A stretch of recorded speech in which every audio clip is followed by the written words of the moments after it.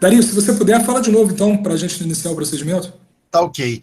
Como membro da Comissão de Atividades Complementares, né, a gente chegou a um acordo de que os alunos podem pleitear o cômputo de assistir esse seminário, escrevendo a palavra presente, seguida do seu nome completo, no início e no final do seminário, no chat. Tá? Isso vai dar condição de pleitear essas horas.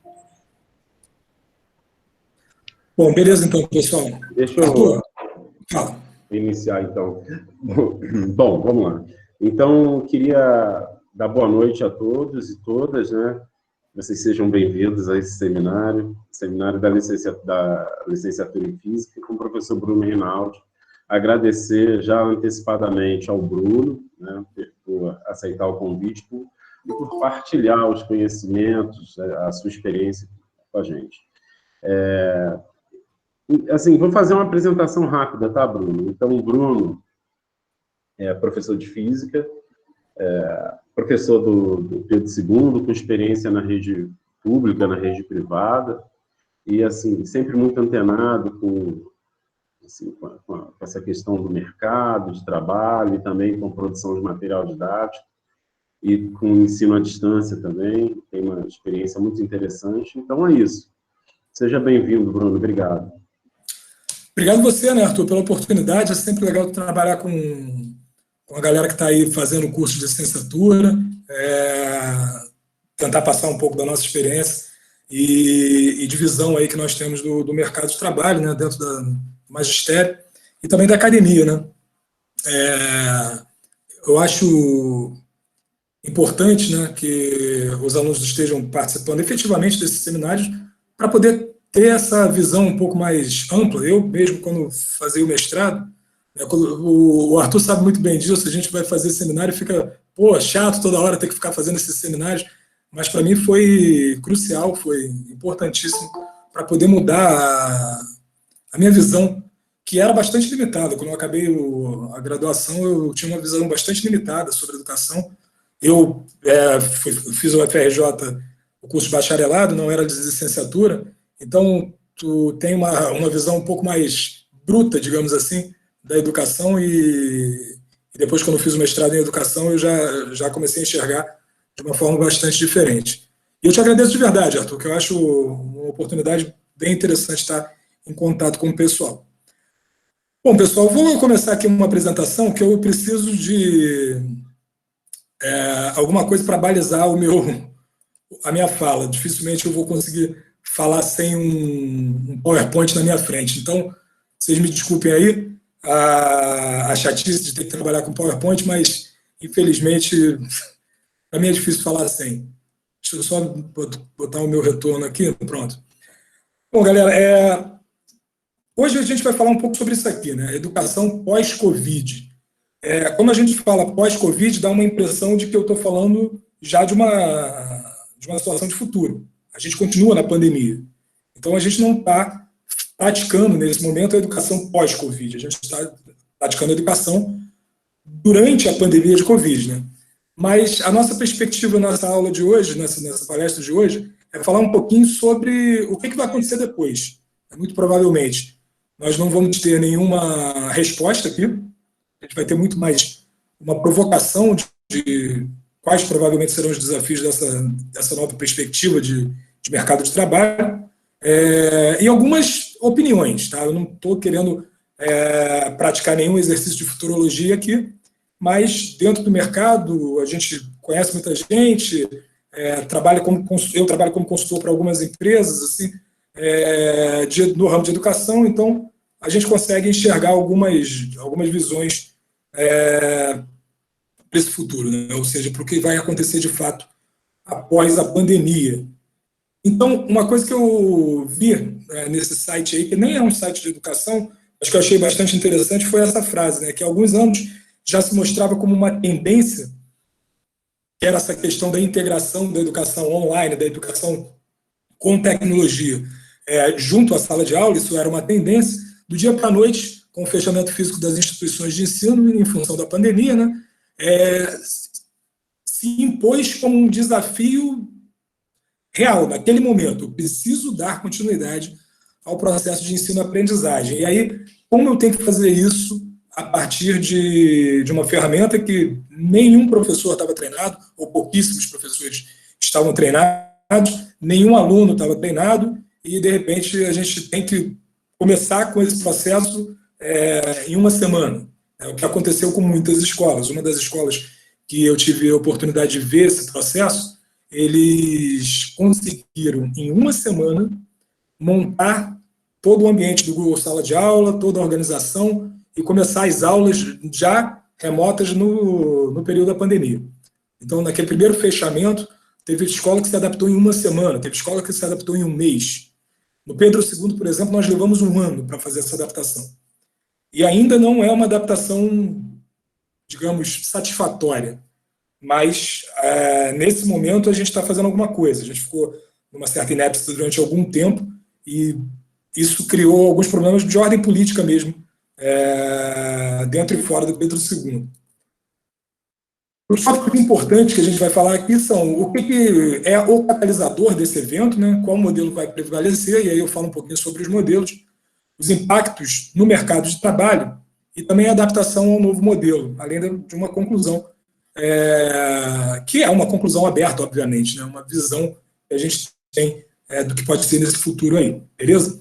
Bom, deixa eu dar uma olhadinha aqui no chat, se alguém perguntou alguma coisa, a princípio não. Arthur, qualquer coisa você me chama aqui, beleza? Tá, vamos combinar de eu monitorar o chat e te passar as perguntas, para você não ter que... Perfeito. Bom, sem problema. Então vamos lá, gente. Vocês estão vendo a minha tela direitinho, né? O PowerPoint, todo mundo? Sim, perfeito. Beleza. Então, olha só, vamos começar com esse processo aqui, né? Falar sobre o catalisador, né? O que é esse catalisador? Qual foi o evento que, obviamente, acelerou esse processo? Quando eu falo acelerou o processo, dá uma visão de que esse processo já aconteceria em algum momento. E sim, ele já aconteceria em algum momento. Desde a LDB, lá de 939496, né, em 1996 tem aquela lei, já se prevê uma integração, não é uma migração, mas uma integração entre os meios online, os meios a partir do sistema mais tecnológico, e a escola tradicional. Então, isso era algo que já se previa. Mas por que se prevê isso? Então, a primeira coisa que eu quero mostrar para vocês é essa questão do modelo tradicional se manter desse jeito há séculos, né? Então, vem a pergunta, né? Esse modelo, o modelo tradicional, é um modelo eficiente? O modelo tradicional de ensino é um modelo eficiente? É um modelo que cria cidadãos com capacidade intelectual, um estofo de conhecimento, cria alunos, ou melhor, cidadãos com capacidade cognitiva, com capacidade de questionamento. Isso não me parece, de verdade, um modelo que seja eficiente, né? A gente está com um modelo que tem, sei lá, 200, 300 anos, e é um modelo que claramente não contempla nem as necessidades dos alunos, nem a necessidade dos professores. Então, me parece realmente ser um modelo falido. E se é um modelo falido, por que a gente insiste nele, né? A resposta maior que eu tenho é que ninguém tem uma resposta certa do que fazer. E aí, então, entra essa pandemia de Covid-19 e meio que obriga a gente a criar um método diferente. Esse link que eu estou mostrando aqui para vocês, ele é, na verdade, um vídeo que talvez muitos de vocês já tenham visto.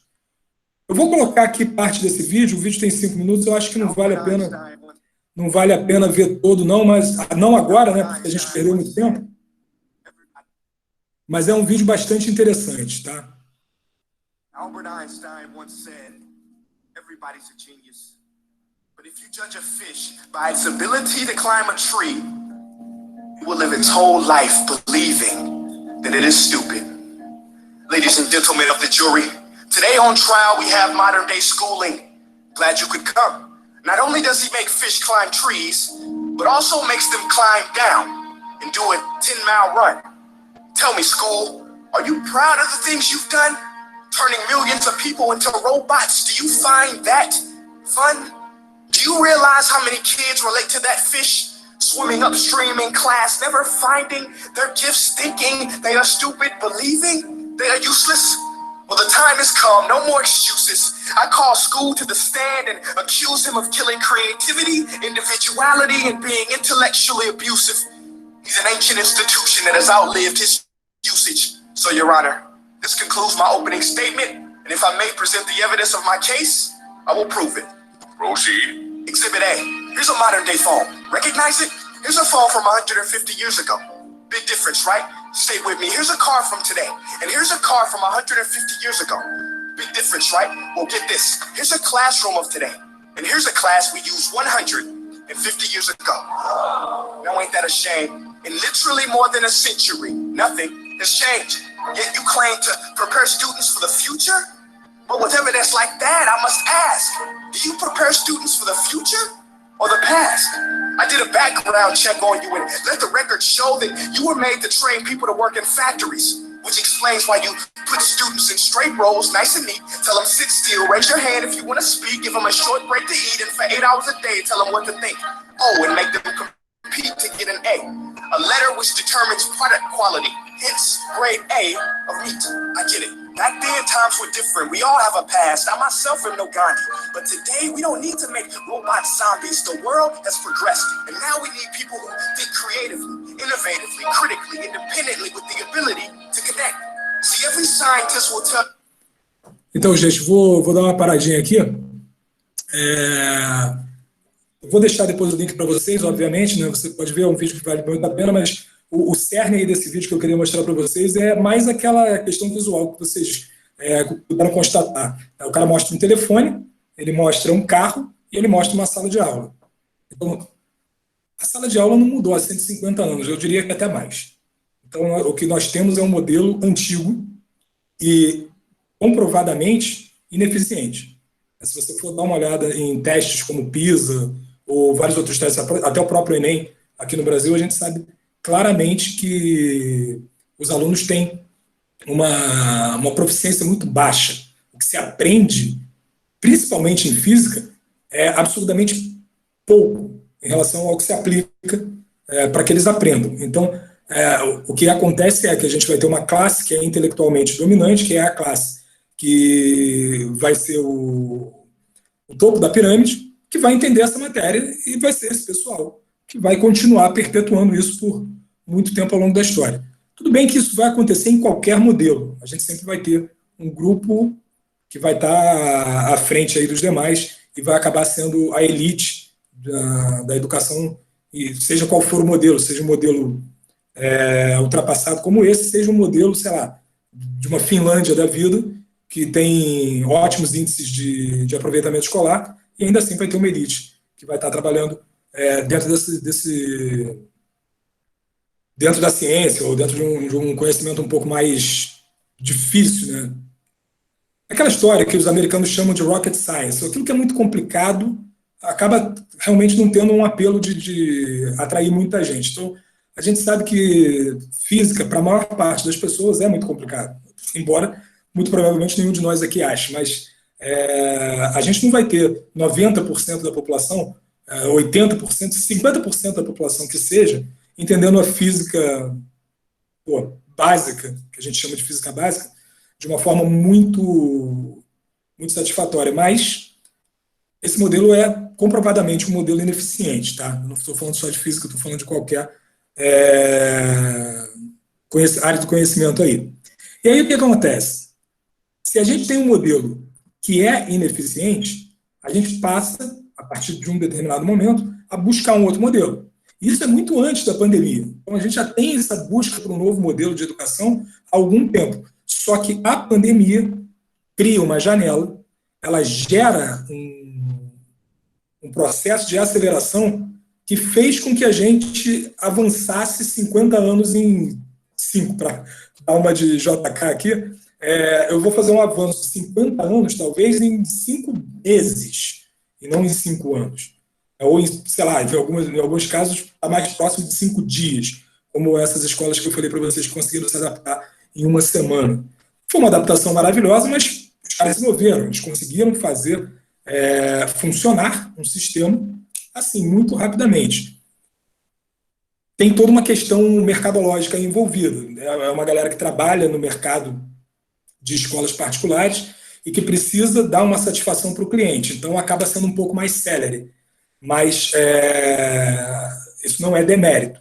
Eles conseguiram, a partir de uma ação, criar um método para funcionar com esse novo sistema. Tá? Então, você cria uma janela e essa janela vai começar a ranquear as escolas. Então, você criou uma janela de oportunidade. Você precisa criar um novo método de educação, uma educação que seja à distância. E aí algumas escolas vão se adaptar bem, outras escolas vão se adaptar mal.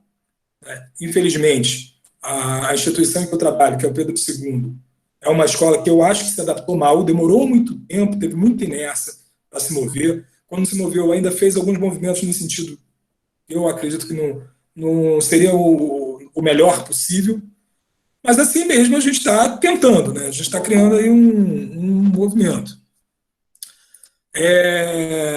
Então, as escolas se adaptaram bem? Eu vejo que muitas escolas se adaptaram muito mal.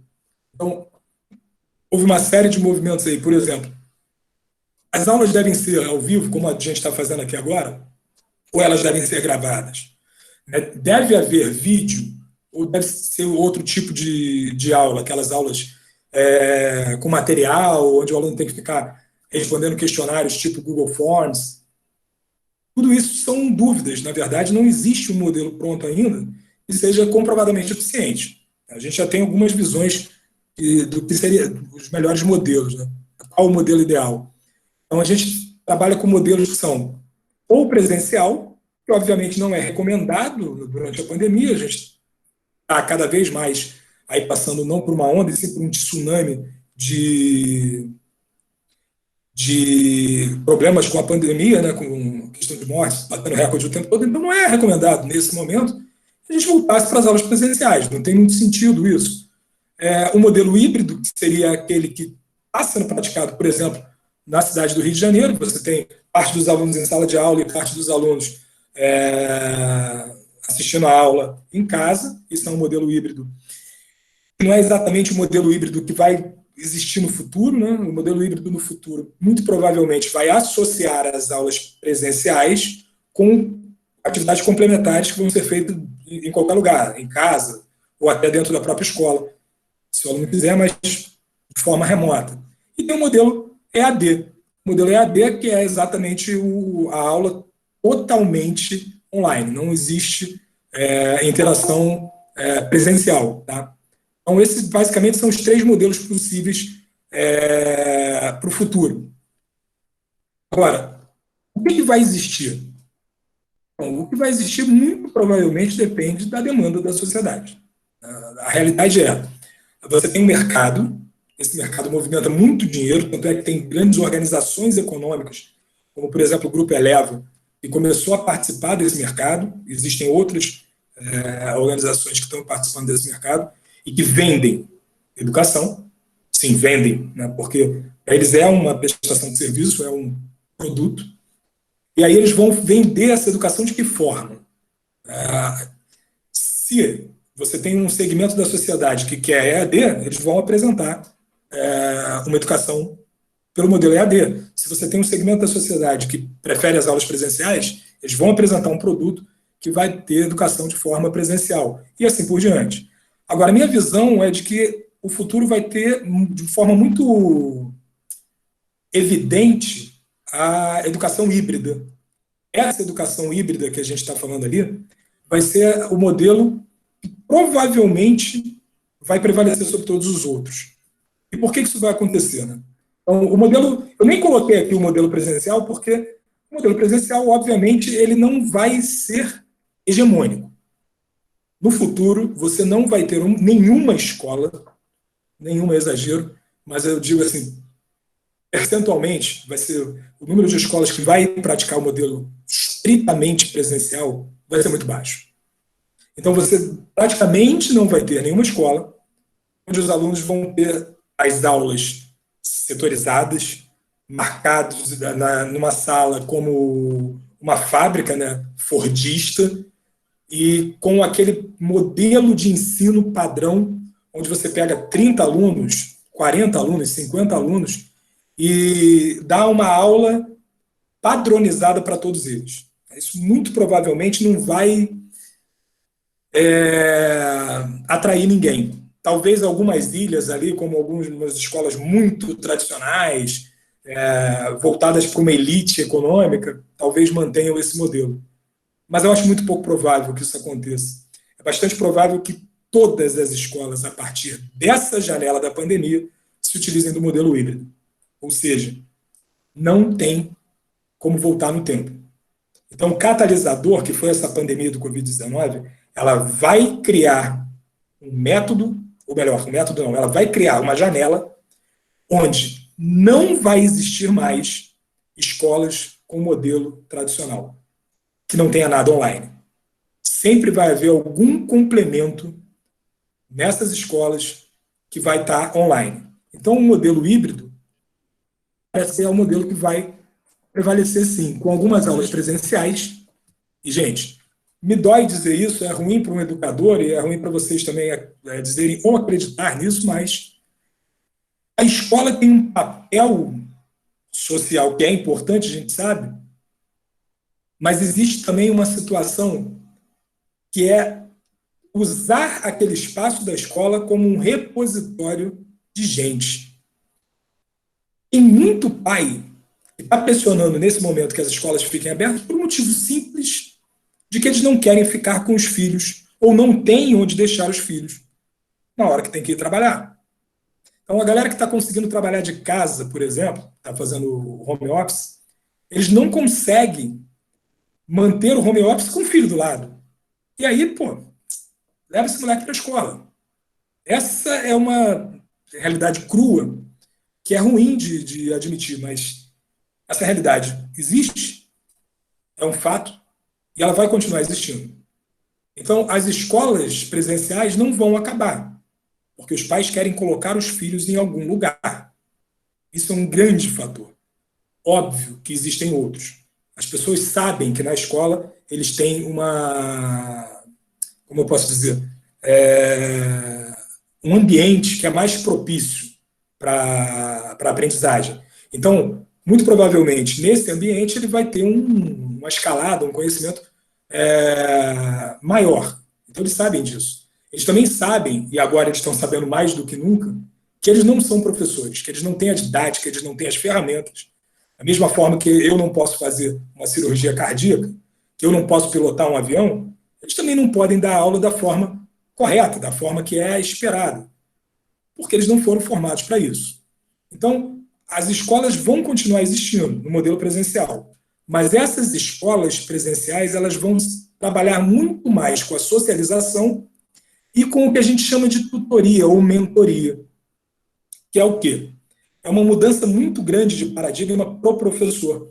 Você já ouviu falar disso várias vezes nas aulas de educação, sobre, talvez até o termo de educação 4.0, que parece um neologismo, assim, uma coisa meio marqueteira. Na verdade, está falando da educação da quarta revolução industrial. A tal da educação 4.0 é a educação que a gente vai começar a criar agora.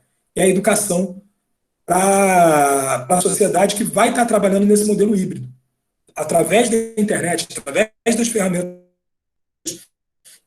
de mídia que a gente conhece. Então, muito provavelmente o professor deixa de ser o palestrante, o cara que fica, como eu estou fazendo agora, que falando para vocês por 1 hora e esperando que vocês absorvam alguma coisa. E passa a ser um mediador mesmo. O cara vai estar ali para ver se o aluno está conseguindo construir aquele conhecimento dele ou não. Então, passa de fato a ser uma instituição mais construtivista.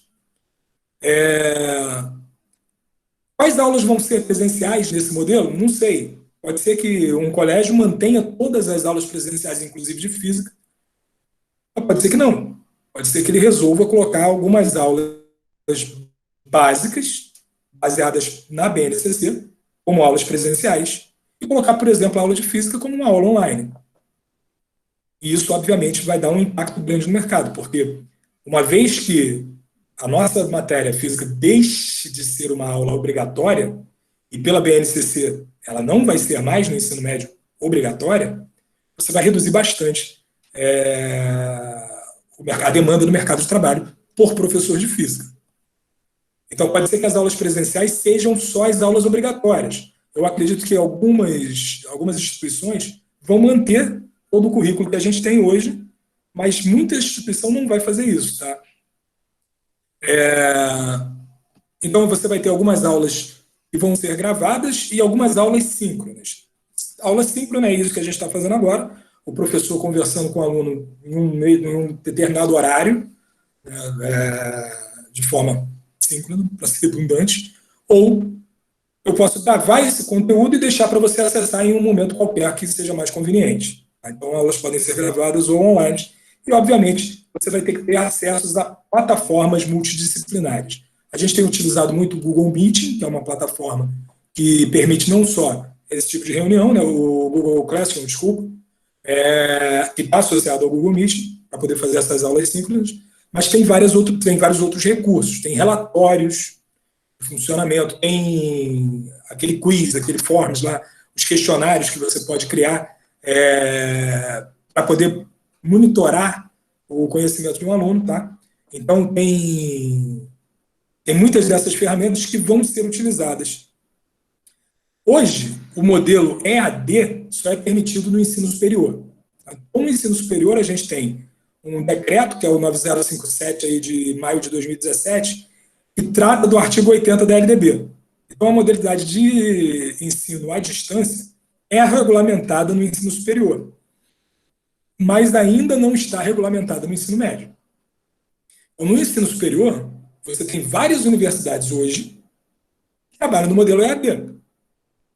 Esse modelo EAD quase sempre tem o mesmo formato padrão que os colégios de ensino médio e de ensino fundamental, da educação básica, estão fazendo hoje, que é algumas aulas gravadas, algumas aulas síncronas e um sistema de monitoramento que vai passar ali por questionários, textos e relatórios para poder ver o desenvolvimento do aluno. Tá? Agora, no ensino básico, a 9394, ela espera que haja uma integração entre o ensino presencial e o ensino online, mas ela não regulamenta isso. Agora, existem dois projetos, tá? Esse projeto de lei 786/2021, que está tramitando atualmente, é do homeschooling, e o outro, que foi o decreto que foi feito no ano passado, esse 5622 aí, que permitia que as escolas colocassem as 800 horas, 200 dias letivos, com parte dele, ou integralmente agora, no online. São duas coisas totalmente diferentes, tá, gente? Homeschooling, ou educação domiciliar, é uma prática em que o aluno não precisa estar vinculado a uma instituição de ensino. Isso está tramitando agora, esse projeto de lei, na Câmara. O EAD é outra coisa, você precisa estar vinculado a uma instituição de ensino. Só que o meio, a mídia pela qual vai ocorrer esse ensino, não é uma mídia presencial, é um meio tecnológico, seja online, seja síncrono, não síncrono, através de alguma ferramenta tecnológica, beleza? Então, são duas coisas totalmente diferentes. Você pode ter homeschooling, inclusive que não que não usa nenhuma mídia tecnológica. Então, o cara vai lá, senta na cadeira e o pai fica ensinando a matéria como se fosse uma escola tradicional, beleza? Bom, a grande questão do modelo EAD, ou do modelo híbrido, e o grande diferencial, a grande vantagem que eu posso chamar, é ser um modelo adaptativo. E o que significa ser um modelo adaptativo? A gente vai ter como pontos positivos o uso da tecnologia, a personalização no método de ensino. Isso é um modelo adaptativo. Contra os pontos negativos do modelo clássico, que são os alunos dispostos em filas, o quadro negro, o professor como palestrante. Esse modelo, é o modelo clássico, ele não permite personalização. Você trabalha com a linha de montagem, aquela linha fordista, né? Eu diria fordista, tá, gente? A gente não chega nem a ter uma linha de montagem toyotista, por exemplo. A gente tem uma linha de montagem fordista mesmo, de século retrasado, que é uma coisa muito padronizada. Então, hoje eu vou falar sobre, sei lá, associação de resistores. E aí você ensina a associação de resistores naquele método para todos os alunos que estão ali, para todas as turmas que você tem, e o cara aprende ou não. Fazer um método mais personalizado depende de feedback. Então você precisa ou de mais pessoas fazendo esse processo, então você não teria um professor por turma, teria vários, ou de mais tecnologia. Fica óbvio que ter vários professores por turma é alguma coisa que o mercado não vai escolher, porque vai ter um custo muito grande. Então o que eu faço? Eu automatizo o processo. Eu coloco mais tecnologia envolvida. E associado a isso, eu coloco outros professores que vão estar trabalhando como professores, sim, mas não como professores que eles chamam de especialistas. Não é o professor que vai estar ministrando a matéria, e sim facilitando o entendimento da matéria. Então, é um professor facilitador, que trabalha como se fosse um monitor.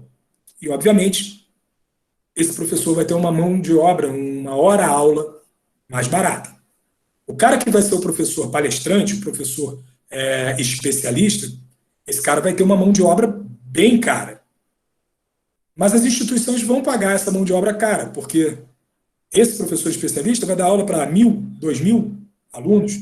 Ele pode vender uma aula dele e nunca mais dar essa aula, trabalhar por job.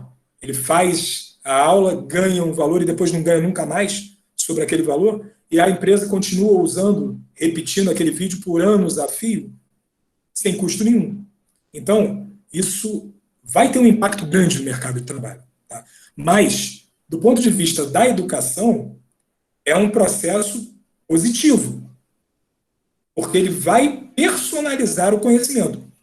Você vai lá, dá a tua aula, o aluno pode ter entendido ou não.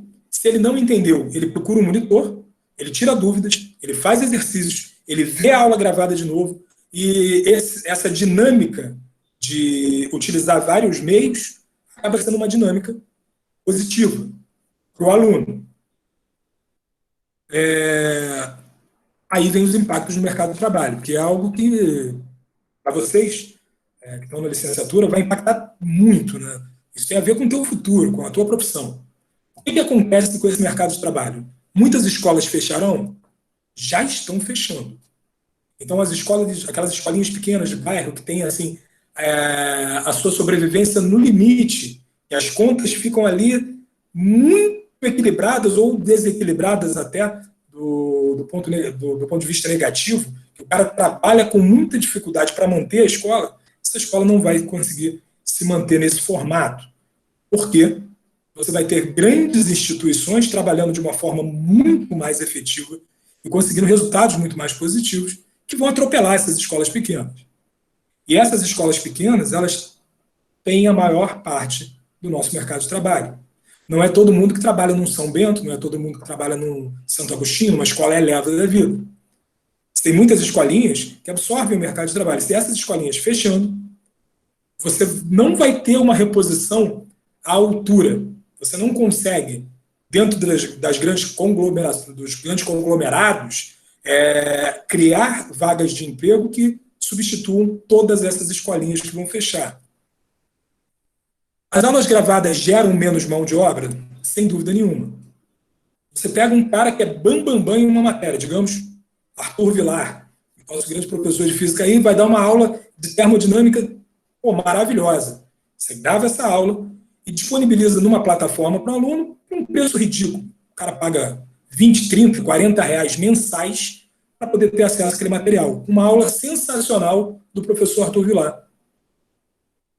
O aluno não vai ficar satisfeito com a aula mais ou menos que ele possa ter do professor dele, que não tem nenhum recurso, que não tem nenhuma experiência, que não tem nenhum truque visual.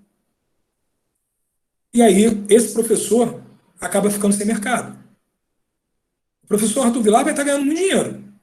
Ele vai estar ganhando muito dinheiro, porque essas grandes instituições vão estar ganhando muito mais dinheiro do que ele. Mas ele vai estar ganhando um percentual pequeno, vai ser muito dinheiro, mas vai ser muito dinheiro para ele. Agora, os 10, 20, 30 professores que deixaram de ter emprego em função disso não vão conseguir se recolocar no mercado. Então, isso é uma perspectiva muito ruim, tá, gente? Eu lamento falar isso para vocês, mas isso é uma perspectiva muito ruim para o mercado de trabalho no futuro. você vai ter essas aulas gravadas que vai gerar uma demanda menor por mão de obra. Os cursos vão ser mais baratos. Por quê? Porque eles têm maior abrangência geográfica. Então, eu posso abrir uma escola virtual, uma escola EAD aqui no Rio de Janeiro, baseada no Rio de Janeiro, e dar aula para o pessoal do Amazonas, e dar aula para o pessoal de São Paulo, do Rio Grande do Sul. Não tem problema nenhum, eu quebro a barreira geográfica. E com isso eu começo a ganhar um mercado muito maior. O dono da escola passa a ter um mercado muito maior, é maravilhoso. O professor que estiver nessa escola passa a ter um mercado muito maior. Já o professor que está na escola presencial, ele passa a reduzir muito a sua área de atuação. Então, isso é um dos motivos pelo qual você precisa se adaptar. Quando você tem aulas remotas, você vai poder trabalhar em mais instituições. Isso é um aspecto positivo para o professor.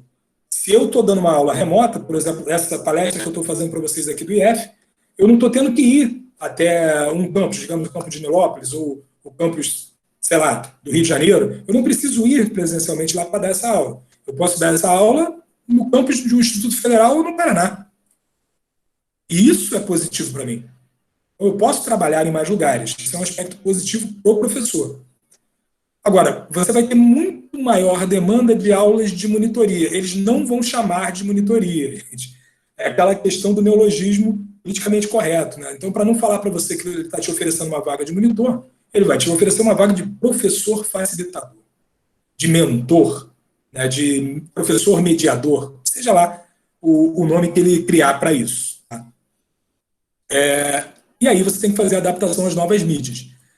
Galera, não existe possibilidade de você trabalhar no magistério na década de 2020, na década de 2030, na década de 2040, se você não dominar as ferramentas tecnológicas. Isso é essencial.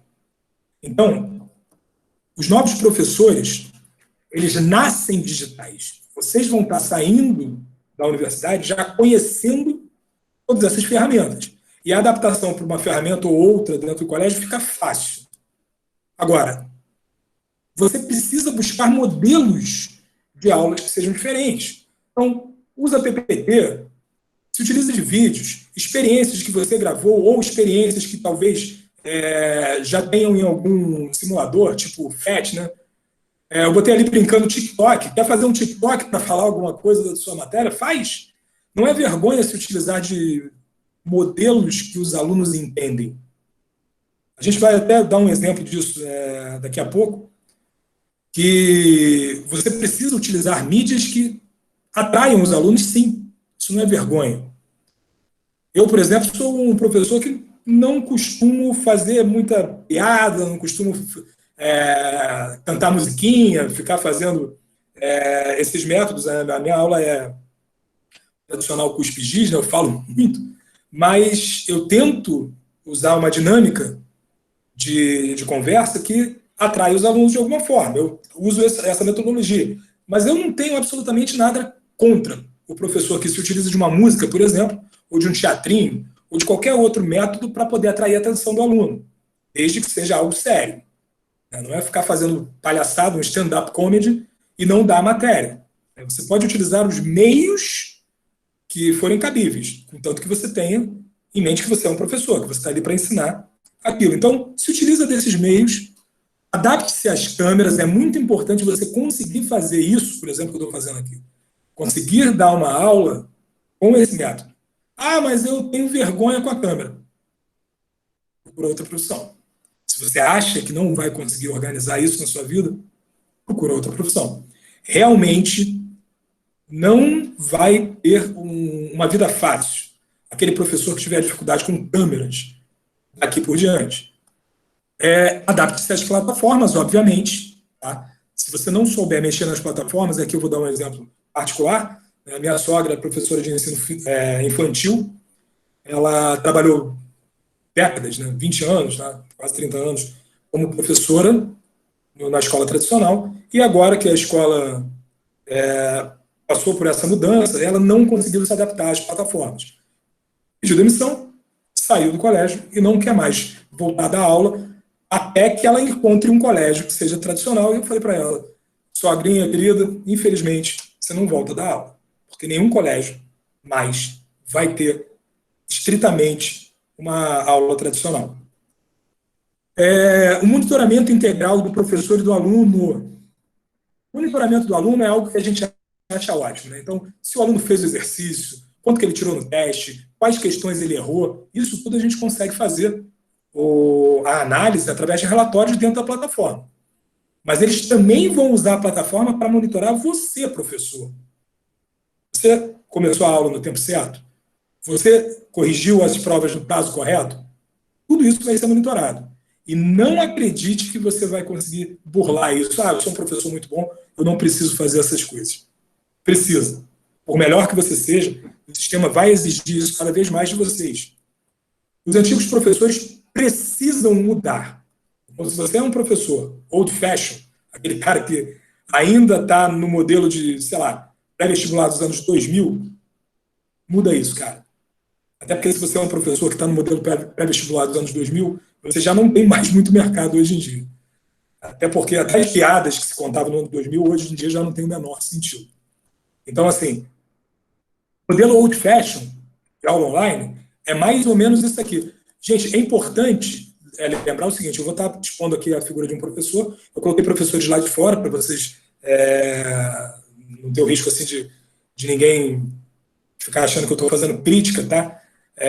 Mas eu estou mostrando para vocês dois tipos de aula online que são totalmente diferentes. Então, o old fashion que eu estou falando, a velha escola, e o modelo cool, o modelo legalzinho, que atrai a atenção dos alunos. Então, vamos dar uma olhada aqui rapidinho.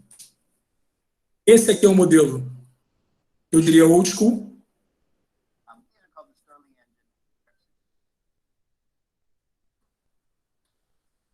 So we'll just start with the Sterling.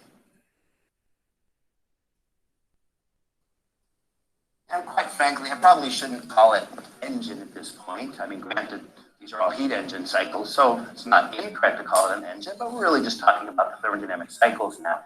Now, the Stirling cycle, like the Ericsson cycle, are rather unique in that they're gas power cycles, yet the heat transfer takes place at constant temperature.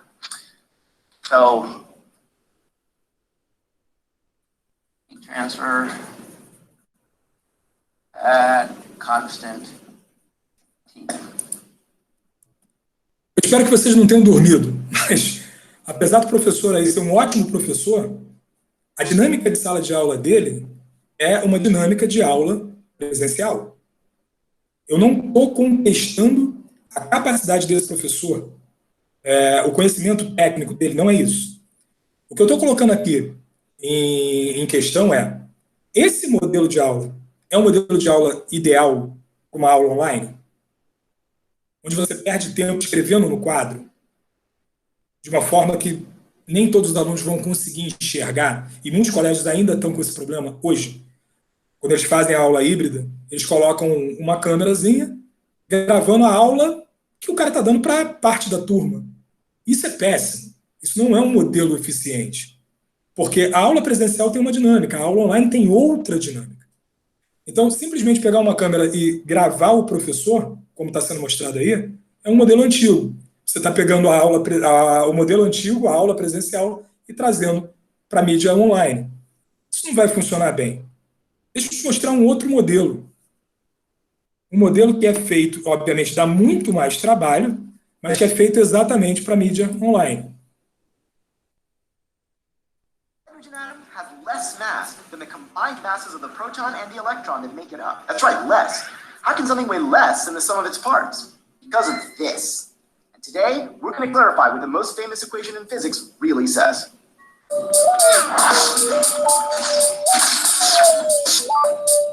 E equals mc squared is probably the most famous equation in all of physics. But in his original 1905 paper, Einstein actually wrote it down differently, as m equals e divided by c squared. That's because, at its core, this cornerstone of physics is really a lesson in how to think about what mass is. You'll often see statements like, mass is a form of energy, or mass is frozen energy, or mass can be converted to energy. That's the worst one. Unfortunately, none of these statements is quite correct, so trying to make sense of them can be frustrating. I think instead we can get a better sense of what m equals e over c squared means. Volto a dizer que eu vou deixar para vocês os links, tá? Para que vocês possam ver aí com calma, mas volto a colocar em questão aqui não o conteúdo. Um estava falando sobre ciclos termodinâmicos, outro sobre a relatividade. Esquece isso. Eu quero falar sobre o formato. O formato dessa segunda aula que eu mostrei para vocês é totalmente diferente. Dá muito mais trabalho realmente ser feito, mas você tem um formato que é muito mais atrativo.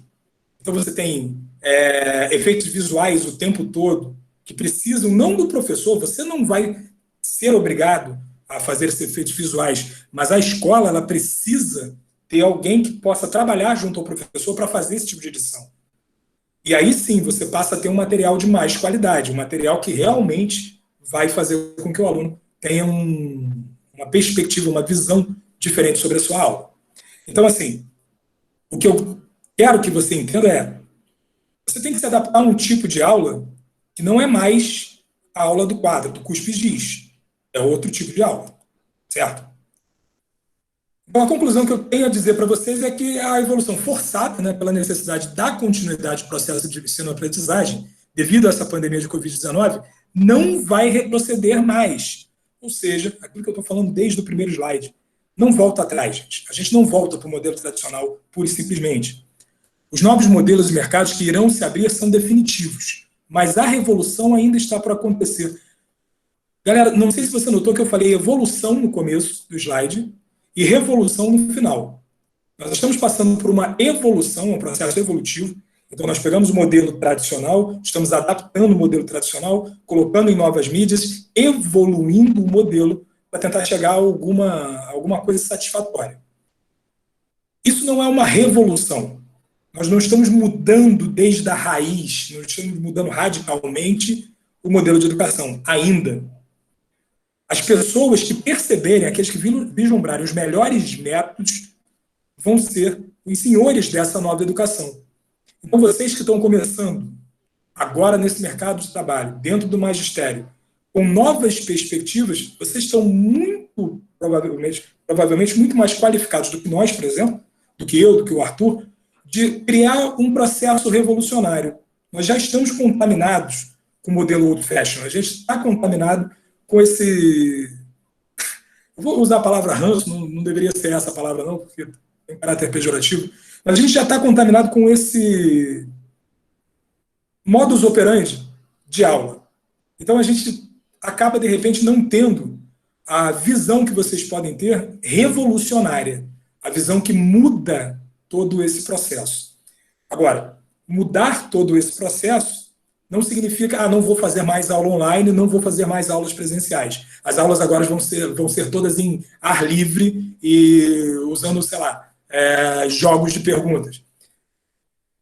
A gente provavelmente vai utilizar algumas das ferramentas que a gente está desenvolvendo hoje. Muito provavelmente as plataformas, muito provavelmente as aulas síncronas, mas o processo ainda pode ser muito mais revolucionário, trabalhando com inteligência artificial, com monitoramento muito personalizado dos alunos.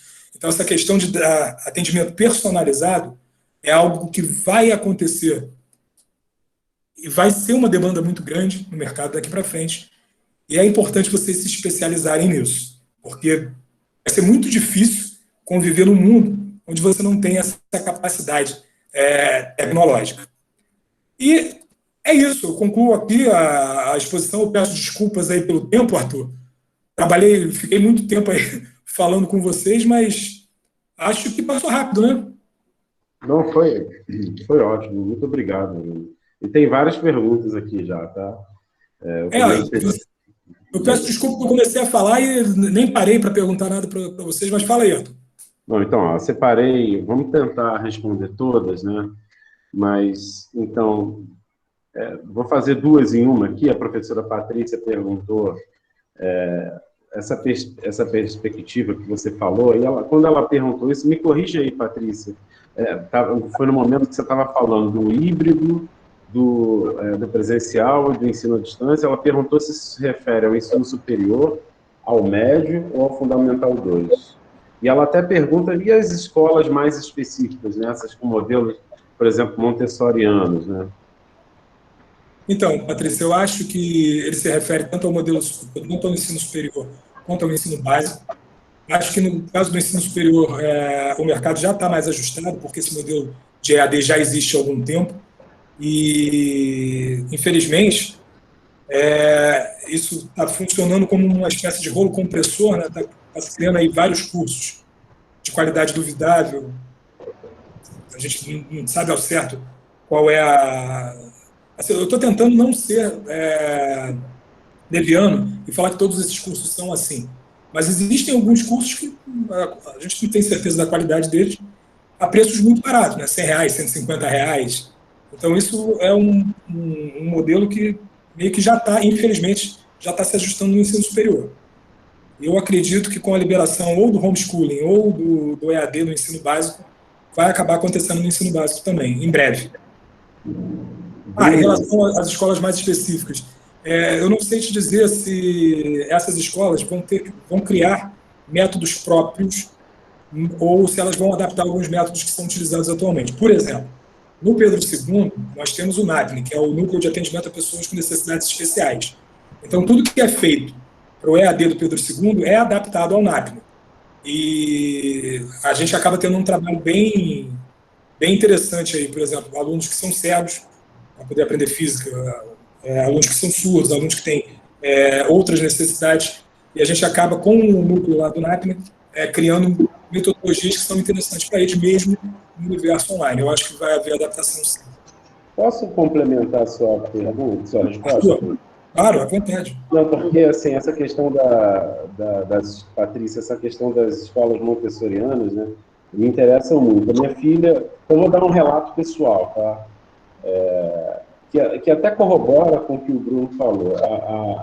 A minha filha mais velha, ela estuda numa escola montessoriana de verdade, né? Muito antiga, no Rio de Janeiro. E assim, seria a escola referência Montessori aqui no Rio. E assim, eles tiveram efetivamente que se adaptar.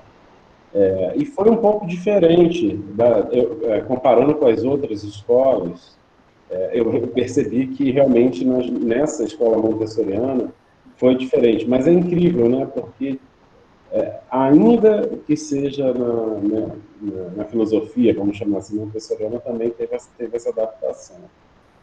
Eu não sei se a gente respondeu, Patrícia, se o Bruno te respondeu, acho que sim, não sei. Deixa eu só entrar contigo, agora quando você falou, a perspectiva montessoriana, a manipulação seria em loco, né? Então, quer dizer, a manipulação seria em loco. Então, a manipulação em loco, mediada por tecnologia, não é bem uma escola montessoriana, né? Ela ela vai se perder, com certeza, na sua concepção, não tem como, né? Ela vai se perder. E aí é uma coisa que a gente fica pensando assim, se a gente diz que tudo pode ser tecnologizado, às vezes a gente perde essa perspectiva. Então, a escola montessoriana assumiria, é uma das escolas mais fortes para a educação inclusiva e para a educação que você não quer que seu filho passe por certas mediações que sejam determinantes. Então, você quer que ele cresça de uma outra maneira pensante e tal. Aí, sob a perspectiva que se trabalha, né? E aí eu fico me perguntando se a tecnologia vai realmente invadir tudo isso, né, Bruno? Invadir dessa maneira que a gente tenha que realmente se adequar a essa nova perspectiva, algumas concepções de educação vão ter que se reformular? Não, na verdade já se reformularam com o cognitivismo, né? Já se reformularam.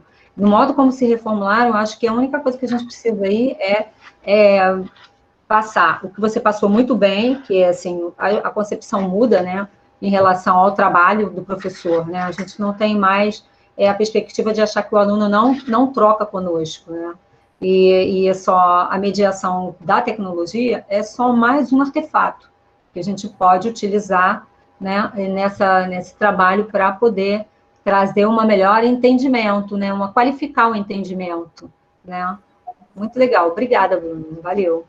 Eu acredito muito nisso que você falou, Patrícia.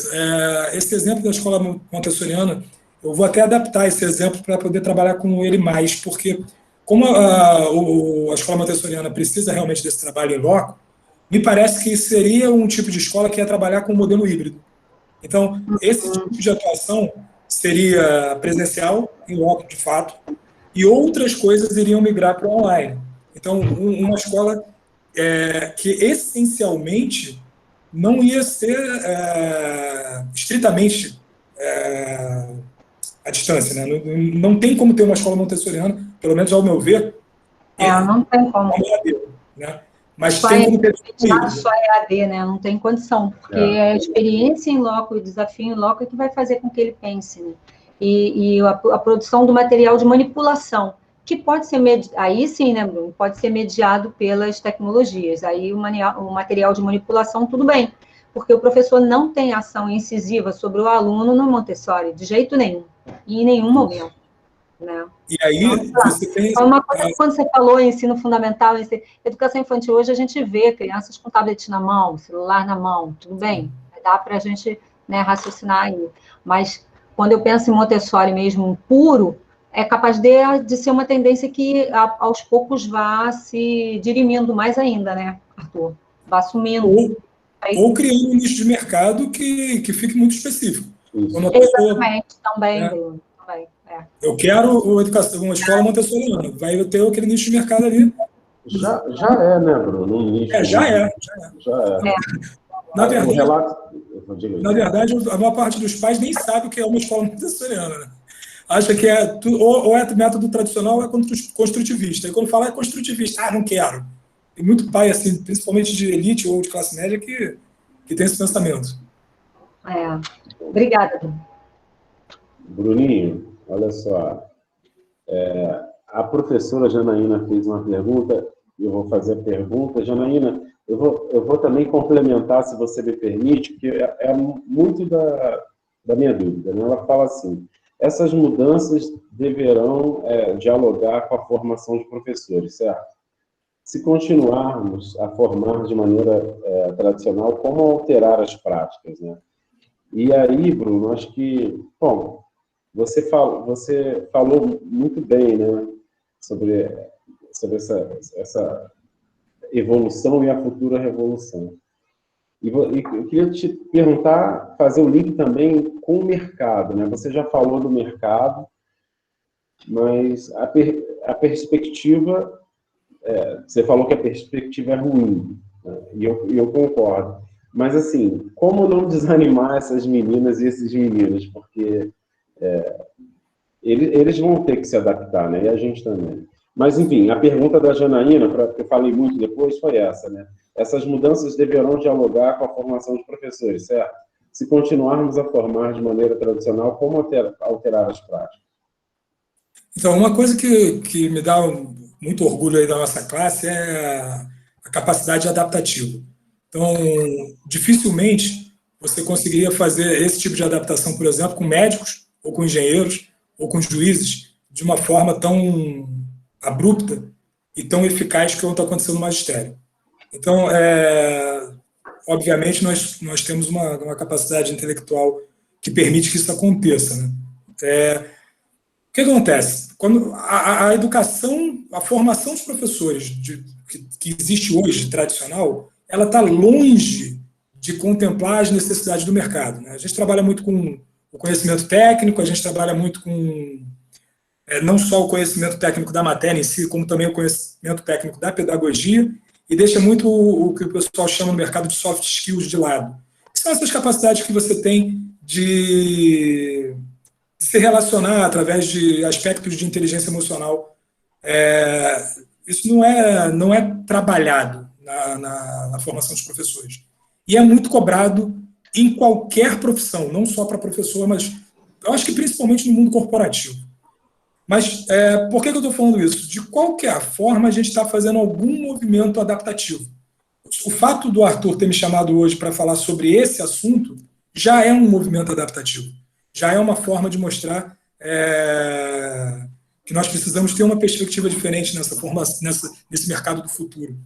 Então, o que eu acredito que vai acontecer é isso, que as universidades, os centros de formação, eles vão começar aos poucos, não acredito que isso vai ser um processo muito rápido, mas aos poucos começar a caminhar nesse sentido de formar os professores com capacidade para novas mídias, com soft skills diferentes, dar um pouco mais de valor a essas habilidades, e com isso a gente vai, em algum prazo de tempo aí, acabar mudando a perspectiva do professor, sim. Eu sou otimista nesse ponto porque eu fui formado, né, numa faculdade, né, eu entro na faculdade lá na UFRJ na década de 90, já estou aqui já queimando o nosso filme, Arthur, mas... Não, você é bem mais velho que eu, né? Sou mesmo. Mas a gente é formado numa universidade que já falava sobre uma mudança de paradigma, de uma escola mais construtivista, uma escola mais ativa, e que eu acredito. Eu fui formado nessa escola, eu fui formado nessa perspectiva e acredito nessa escola. E vocês vão ser formados em uma escola ainda mais dinâmica, ainda mais ativa e ainda mais tecnológica. Eu acho que, com o tempo, as escolas as instituições vão começar a se adaptar mais a esse processo. E aí, o que o Arthur falou, o que a gente tem de positivo aí? O que a gente tem de positivo para o futuro é exatamente essa questão da revolução. Eu tenho certeza que vão existir pessoas que vão criar demandas de mercado que hoje ainda não existem. Alguns colegas do Pedro II, por exemplo, estão fazendo aulas particulares online. E essas aulas particulares acabam sendo uma forma de trabalho muito eficiente. Então, o cara dá uma aula, entre aspas, particular para vários alunos e acaba fazendo isso de casa, faz isso num tempo menor, faz isso com vários outros recursos e acaba criando um mercado aí interessante, né? Esse mercado de monitoria, né, que eu falo para vocês, que é do professor facilitador, ele vai aumentar muito. Então, você vai ter muita chance de trabalhar em vários sites, por exemplo, em que você pode criar aí uma dinâmica de trabalho que pode ser favorável, talvez melhor do que a dinâmica de trabalho que a gente tem hoje nas escolas tradicionais. Então, assim, a perspectiva vai haver uma revolução em algum momento. Você pode ou não fazer parte dessa revolução. Se você fizer, eu não tenho dúvida que essa mudança vai ser muito positiva para vocês. E vocês têm as ferramentas para fazer parte dessa revolução. Se você não fizer, a mudança não vai ser nada positiva para vocês. Bruno, assim, eu vou tirar mais uma casquinha sua, porque eu acho que eu não fiz a minha pergunta de maneira cirúrgica como eu queria. Uma observação que eu tenho, e quero dividir com os alunos, é sobre a questão da valorização do professor. E aí, eu queria, assim, relatar que aqui a gente está numa instituição pública e que nós formamos professores para a escola pública. Mas é óbvio que esses professores também vão atuar na rede privada. Voltando a 10 anos atrás, sei lá, 11 anos atrás, quando nós dividimos turnos, eu percebo, Bruno, que a hora-aula que era paga para a gente na rede privada, hoje é muito menor. Então, assim, eu vejo as novas contratações, alunos que são contratados, né? Não vamos citar nomes aqui de jeito nenhum, mas até em instituições que nós trabalhamos, aí você pergunta a hora-aula atual, é a metade do que nós dois ganhávamos, né? Então, quer dizer, nós temos essa coisa dessa dificuldade de falar, Bruno, em precificação, porque, claro, educação é coisa séria, mas, assim, afinal de contas, nós trabalhamos, né, e a gente recebe um salário. Nós tivemos uma coordenadora, Bruno, junto, que ela colocou uma coisa muito interessante, ela me falou assim, Arthur, eu contrato, né, a coordenadora da escola lá do Recreio, né, eu contrato, mas os professores nunca perguntam quanto vão ganhar. Eles só vêm aqui, fazem a entrevista, aceitam o emprego, e raros são os professores que perguntam qual vai ser o meu salário. E ela comentava comigo que ela achava isso muito estranho. E eu percebo que uma das dificuldades que nós, professores old school, né, temos, é essa questão da precificação. Isso é muito... Porque é dolorido para mim, não sei os outros professores que estão aqui, Janaína, Patrícia, Dario, e os alunos também, se isso também dói em vocês. Mas em algum momento, quando essas instituições comprarem aquela sua aula, que você falou, Bruno, que vai ficar com eles para sempre, você vai ter que dar um valor. E a gente não sabe precificar isso. E aí eu percebo que a gente se vende muito, muito barato, de maneira muito barato. E isso é precarização docente. Então, me parece que está se abrindo, junto com tudo isso que você está falando, uma nova metodologia, uma nova forma de precarização docente, né? Sobretudo para esses meninos, né? E meninas que estão se formando, porque quando a gente começa nas escolas pequenininhas, a gente ganha o piso, né? E aí vai o piso salarial, isso vai crescendo, mas pelo que eu estou vendo, o piso vai se manter. Falei demais. Eu acho que eu entendi o que você está falando, Arthur. A precarização da educação é uma política de Estado, né? Mais até do que uma política de governo. Acho que, salvo algumas exceções, e aí não vou entrar em mérito de política, mas salvo algumas exceções, precarizar a educação pública é uma política de Estado. E até foi o Fernando que tinha colocado aqui, né? O que fazer para socializar mais a educação, né? Porque a gente passa a ter um processo de elitização mais efetivo da educação com esse método aí. Eu acho que é continuar defendendo a instituição pública, né? A instituição pública é a que tem a obrigação, né, a concepção no seu próprio DNA de levar a educação às classes menos favorecidas. Então, é uma visão meio social-democrata, digamos assim, de que a educação precisa ser levada a todos de forma gratuita e com qualidade. Então, a defesa das instituições públicas e a inserção dessas instituições no novo processo de educação é essencial. Agora, quanto a valores, né, o que acontece? Tirando algumas instituições públicas que, ao meu ver, têm algum reconhecimento no trabalho do professor, eu diria que os institutos federais são um exemplo disso, né? E outros não, né? Por exemplo, algumas instituições estaduais ou municipais não têm esse reconhecimento de valor mesmo, que eu estou falando, Arthur, de salário. Ainda assim, é essencial que o professor esteja atuando nas duas frentes. Tudo bem, ele pode trabalhar numa escola estadual que não paga tão bem e complementar esse trabalho em rede privada. E aí, na hora de complementar esse trabalho na rede privada, é essencial que ele veja o valor do seu trabalho, de fato. Porque você não pode se vender por qualquer preço. E aí eu falo de se vender não da forma pejorativa, né? Você está vendendo a sua mão de obra. E você tem noção do quanto que ela custou, quanto que foi aplicado para você ter a qualificação para fazer isso. Então, assim, embora exista uma pressão de mercado, aquela coisa de se eu não aceitar outro cara vai aceitar, mas isso existe em qualquer profissão, a gente precisa de uma articulação um pouco mais efetiva para poder criar patamares que sejam aceitáveis dentro da educação, né? Outrora isso já tinha sido preconizado pelos sindicatos, pelas uniões de classe que existiam. Hoje em dia, esses sindicatos e essas uniões estão bem precarizados.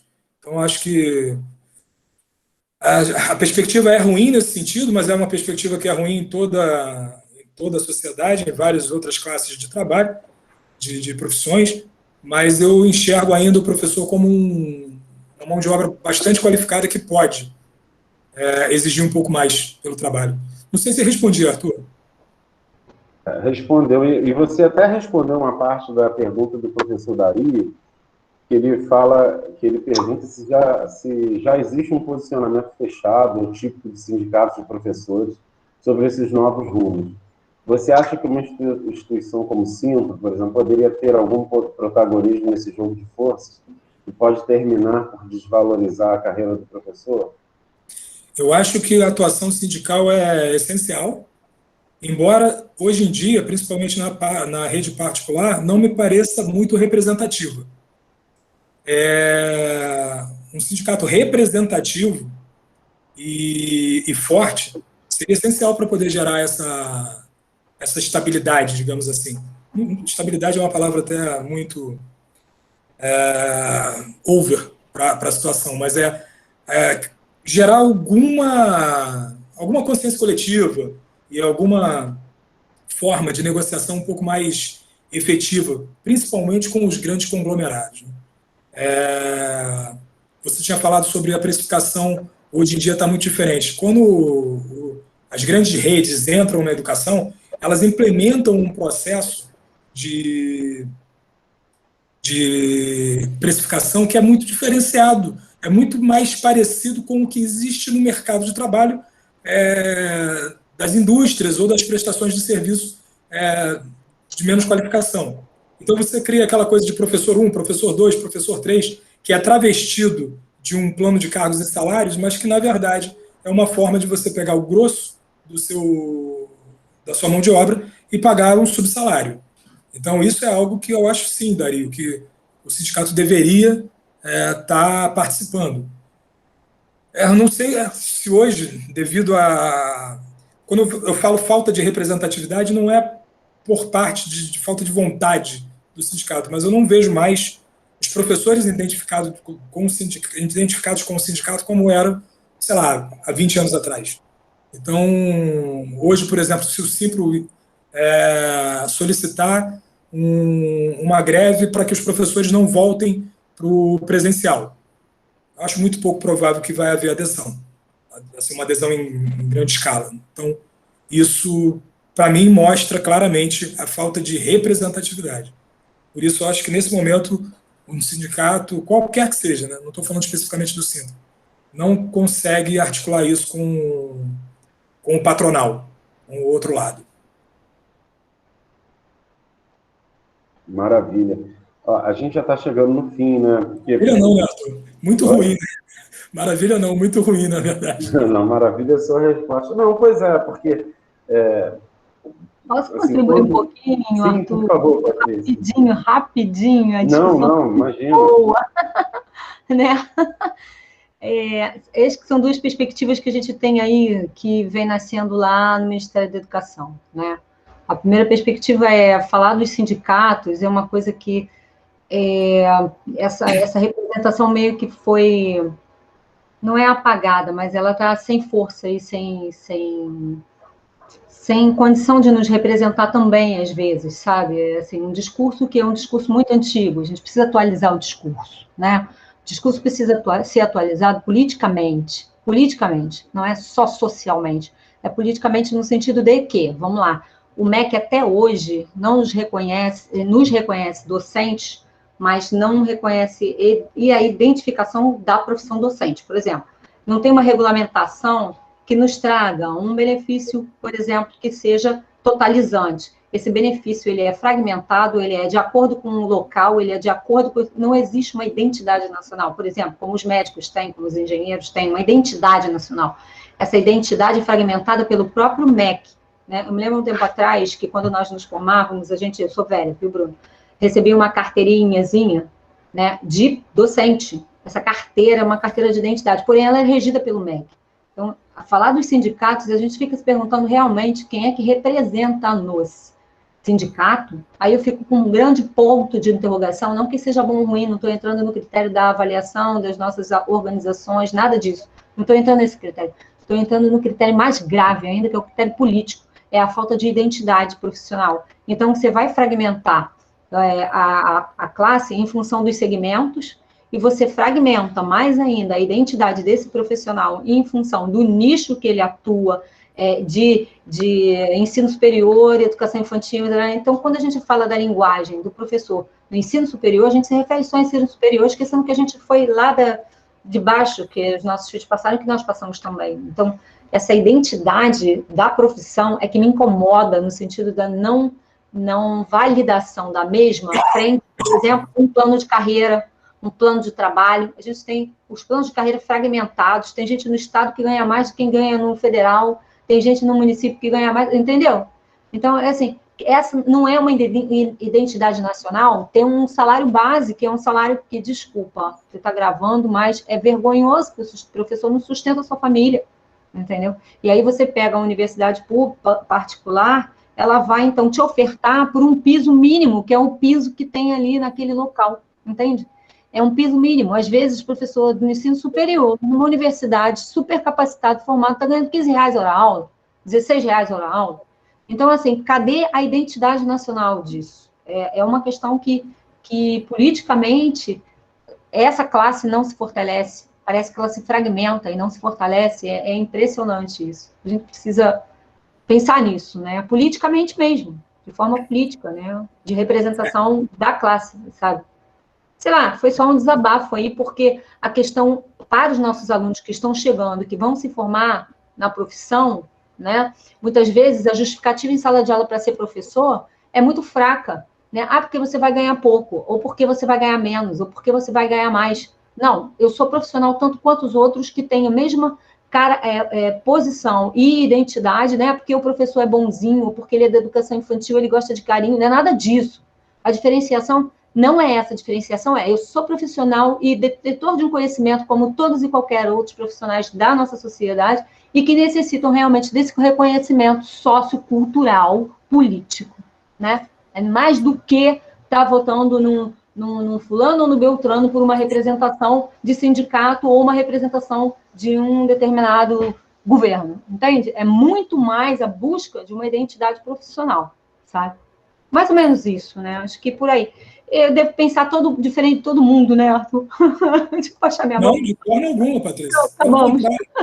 Eu me sinto totalmente representado pela sua fala e acho que é inexorável essa situação de a gente acabar, de alguma forma, falando de política. Né? Não tem como você mudar essa estrutura de sucateamento, de não valorização, se não houver uma presença política aí, seja ela político-partidária, seja na política social, mas tem que haver uma representação, concordo totalmente. Bom, só um comentário. Patrícia, você não merece palmas, você merece o Tocantins inteiro. Maravilhoso, perfeito, assinado embaixo. Bom, Bruno, vamos fazer o seguinte, vamos finalizando, então, e aí depois a gente interrompe a gravação, e aí a gente pode, de repente, conversar só mais um pouquinho. Mas eu queria... Durante a gravação aqui, eu mantenho a gravação um pouco aqui, que o pessoal ainda está colocando a presença, não é isso? É isso. Então, pessoal, vamos colocando a presença. É presença e número de matrícula, né? Não, é só presente o nome, perfeito. Então, Bruno, finalizando, obrigado mesmo pelas suas falas. Quando a gente... pensou em te chamar, na verdade, eu conversei com o Marco Adriano, que é o coordenador do curso, eu sou o vice-coordenador, a gente pensou pelo seguinte, porque eu acho que essa visão de mercado, ela é muito importante. E assim, os nossos alunos têm que começar a ter contato com esse tema. Eu entendo algumas críticas, assim, tem colegas, né, já tive algumas discussões, que, assim, quando a gente fala que tem que falar sobre empreendedorismo com os nossos alunos. Bom, eu tenho colegas muito críticos com relação a isso. E eu entendo por um lado, né? Mas, assim, nós, como a Patrícia falou, né, nós somos profissionais, nós estamos no mercado, né, e a gente precisa entender o que está acontecendo com a gente. Essa é a minha visão. E até... falando essa questão do old school, voltando a esse assunto, né? Eu, por exemplo, para dar um relato pessoal, eu estou fazendo alguns cursos, eu estou tentando me reinventar, e assim, é bem difícil, é muito complicado, E eu acho que você é visionário. Me lembro do nosso colega, o Marcinho, lembra, né, o Márcio Santos? Né? Acho que ele está no Pedro II de Caxias agora, né? Eu me lembro dele tendo essa visão lá em 2010, lá embaixo daquela rampa do Pedro II, quando ele me falou, olha, esquece o mercado dos pré-vestibulares. Esquece, acabou. E eu não acreditei muito nele, né? E acabou de fato, né? E acabou. O mercado de pré-vestibular, atualmente, vários colégios, cursos, fechando turmas de pré-vestibular ou integrando essas turmas ao terceiro ano. Isso. Porque a gente já discutiu isso algumas vezes, eu conversando com alguns donos aí de colégios e diretores, que quais seriam os fatores que levaram o pré-vestibular a acabar, né? Mas basicamente são os cursos online, que apresentam uma dinâmica muito mais interessante de aula e um valor muito mais atrativo. E também o fato de você ter uma oferta muito grande de universidades privadas por um preço muito baixo e que podem ou não qualificar o cara para ser um bom profissional, mas que as pessoas acabam não procurando muito isso, né? Acabam procurando só o canudo. Então, acaba tendo esse efeito. Então, pré-vestibular realmente é um negócio que, hoje em dia, é um mercado bem restrito. É isso. Então, acho que todo mundo já colocou. Dario, a gente já pode... Sim, né? Maravilha. Então, Bruno, agora oficialmente terminando, muito obrigado, tá? Estenda meu agradecimento aos colegas do Pedro II, essa instituição, assim, você sabe, está no meu coração e, assim, da população brasileira, né? Todo mundo tem admiração pela instituição que você representa, né? E pelos colegas de lá. Então, muito obrigado pelos ensinamentos, Bruno. É isso. Arthur, eu te agradeço mais uma vez. De fato, é uma honra estar aqui conversando com o pessoal do IFRJ. Fico muito feliz de poder partilhar aí essa visão e fico à disposição. Se quiserem mais uma vez, só chamar. Vou te chamar para dar uma disciplina eletiva aí com a gente. Olha que maravilha. Aproveitar que a próxima coordenadora está aqui, então já lanço a ideia. Para o IFRJ, é de graça. Por favor, Arthur. Vai ser de graça para a gente? Para o IFRJ, com certeza. Então, tá bom. Maravilha. Interrompe aí, Bruno, que você é o... Estou interrompendo aqui agora.